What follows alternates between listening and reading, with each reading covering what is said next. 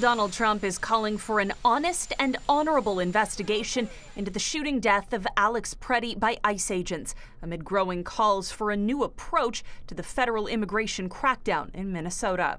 Well, I'm looking at that whole situation. I love everybody. I love all of our people. It's a markedly different tone from the U.S. president, who also says he does not believe the 37-year-old nurse was acting like an assassin, contradicting rhetoric from one of his top policy advisors over the weekend, though he did fault Pretti for carrying a gun. You can't walk in with guns. You can't do that, but it's just a very unfortunate incident. Pretti, a lawful gun owner, was armed before he was shot by ICE agents, according to the Department of Homeland Security, which claimed he brandished the gun, though bystander videos indicate he did not draw his weapon. The remarks come in the wake of a high-stakes meeting Tuesday morning between the country's border czar, Tom Homan, and Minnesota Governor Tim Walz.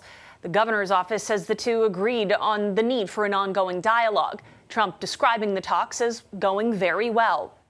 Minneapolis Mayor Jacob Frey says in a statement he too met with Homan for a productive conversation, repeating his main ask that the ICE crackdown known as Operation Metro Surge come to an end as quickly as possible. The border czar was sent in Monday night in place of Border Patrol Commander Gregory Bovino, who is reportedly leaving Minneapolis after having led most of Trump's crackdowns in Democratic-led cities. Minneapolis police chief says he hopes the move will de-escalate tensions. Nobody in law enforcement is saying federal law enforcement should not be enforcing federal law. That's ridiculous, right? But I don't think it's unreasonable to think that federal law enforcement should operate the same standards and professionalism that the rest of law enforcement in the state does.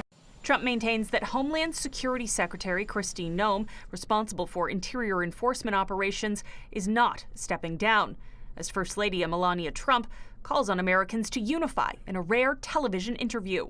I know my husband, the president, had a great call yesterday with the governor and the mayor, and they're working together to make it peaceful and without riots.